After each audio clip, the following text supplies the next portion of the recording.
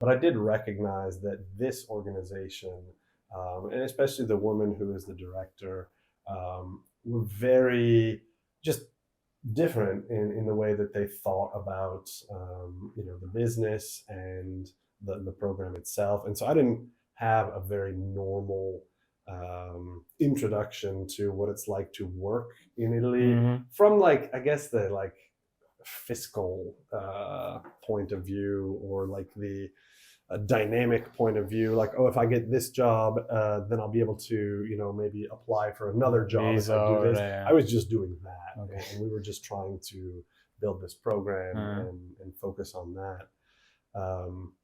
And so, yeah, for 16 years, I did that. And Siena it's a very different place than Bologna. Yeah, I can imagine.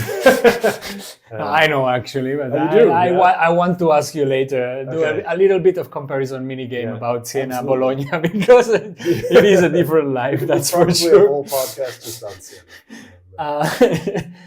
When does Bologna come in those whole equation? Then, so along the way, as it happens, as we grow as people, you meet people. One of those people ends up becoming the person that you want to marry. And so I met my wife. She actually was between like her.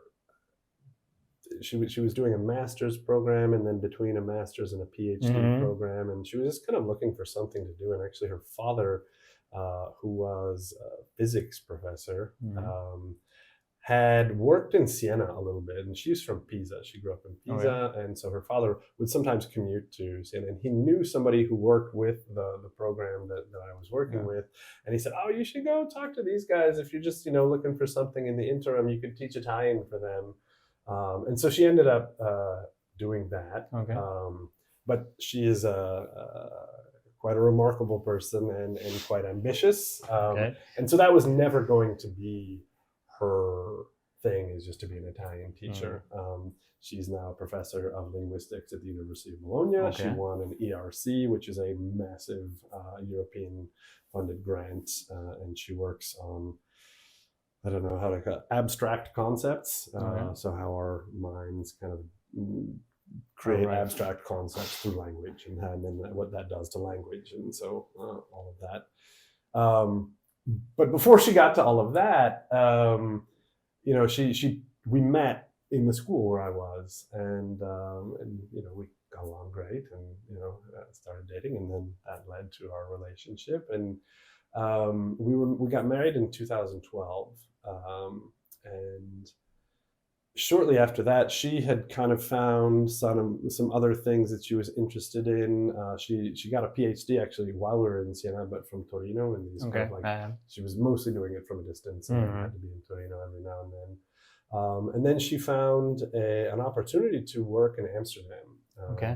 And when that happened, that was 2014, and we had this wonderful kind of 2 years where we had a son who was just a baby, and he was in daycare in Amsterdam. So we got to experience the city of Amsterdam. And I was doing this kind of like weird thing. Every month I was up in Amsterdam for at least 1, if not 2 weeks. From Little Siena, from my American point of view, Little Siena, going up to Amsterdam, doing Amsterdam for a little while, and then coming back and working. And it was an amazing experience. It was 2 years, and we kind of left a little piece of our heart in Amsterdam. But we knew that she only had 2 years in Amsterdam. And the idea of neither of us being employed there, it's a very expensive city. So it was just like, no, we're going to keep going.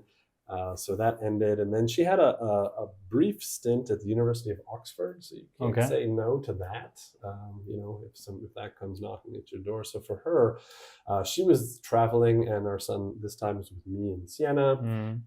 And she was traveling a lot back and forth. And then during that period, also we added a daughter.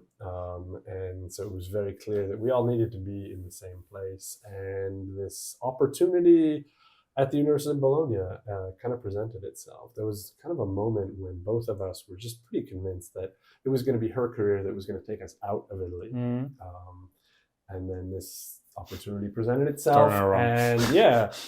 And this was right before COVID, and it was a bit of a hard decision for me emotionally.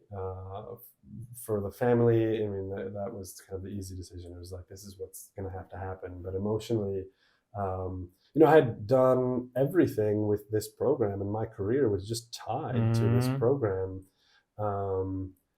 And the hard facts of it is just having a small, independent company, really, in Italy is really hard. It's a really, really hard thing to do.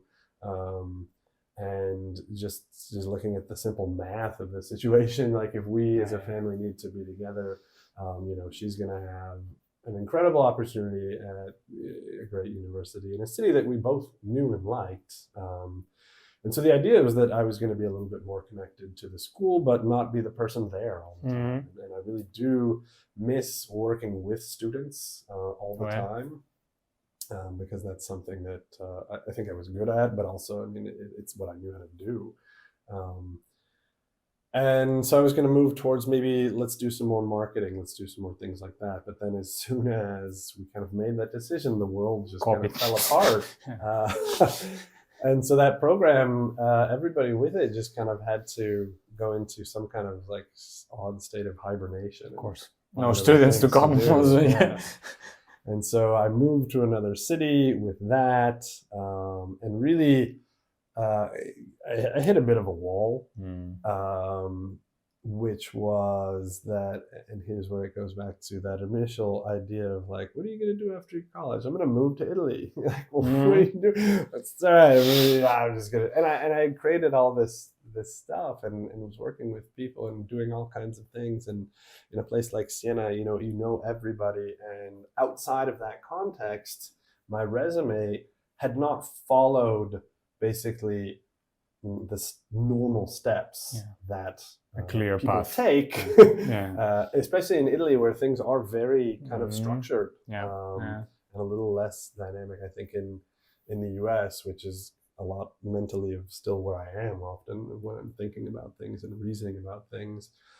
It's a little bit easier to just switch, like, oh, I've pivoted from this and now I'm going to do something different. And it's, I think employers also appreciate that a little more there. And maybe it's not that they don't appreciate that here, it's that it's just harder to do. And so I kind of found myself with like, okay. And what now, no? Yeah, so I was teaching English, back to teaching English. And I was working with some of these like English language schools that exist. And they're like, can you work with kids? And I was like, oh, really? Yeah. Yes. Like I was doing that when I know how to do it, but the energy, and I have my own 16 years later.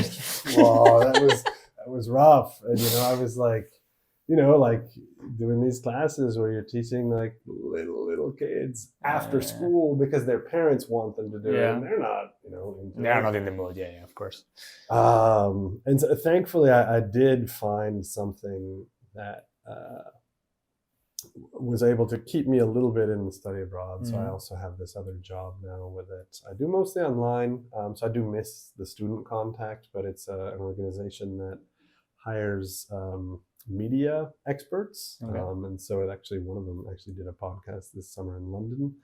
They hire professors who are media experts to take students from the US, although it's open to anybody, but it's usually through US schools, to take them abroad during the summertime to do a short, these experiences where they are either journalists or one of them focuses on PR and marketing, but they go out and they are in a foreign context. They're actually doing stories and projects. And so my job with them is I help these professors just do the logistics of their projects. And one of them actually is in Bologna because of me. And so I was able to work with the students. Cool. So you regain a little bit of the content. Yeah, that's nice. But I did, with the group in Siena, I'm still in touch with them and collaborate with them, but it's just not, unfortunately, the kind of organization that was able to branch out when I needed it to branch out and do anything. So life. Yeah, I think a lot of people had this, no? Like COVID really truncated a lot of moments. Like it did. Yeah. What was it like for you? I mean, were you here or? No, we were in Germany, Mm. and then in the last year it's when we moved to Greece, but it was already without the quarantine and without anything. To be honest, in Germany, I mean, yes, we were working from home. I had the lucky part that I was already kind of working from home, so I've been working from home for a long time. Didn't change much. Teach classes for people. Yeah, at the end, it just like maybe I spent even more hours working than I should have. This is also what happens when you don't have anything else to do than working. So yeah, it was challenging, but I would say that in Germany and especially in Frankfurt, you were still able to walk around. There was no really strict quarantine. There wasn't a strict curfew or night. At night, but nothing else. You could still go for a walk in a park with your partner or whatever. Like you could still even manage to be like 2-3 households that you put as reference and then go visit that once only. So yeah, it was difficult in a lot of senses. I think mentally for everyone. Stop everything. No, I'm a person that I'm very social and I love going to have a drink or like, I don't know, like go to see some theater, something, I don't know, sports, everything, and then suddenly everything of that disappears 100%. But yeah, it was interesting times, to put it that way.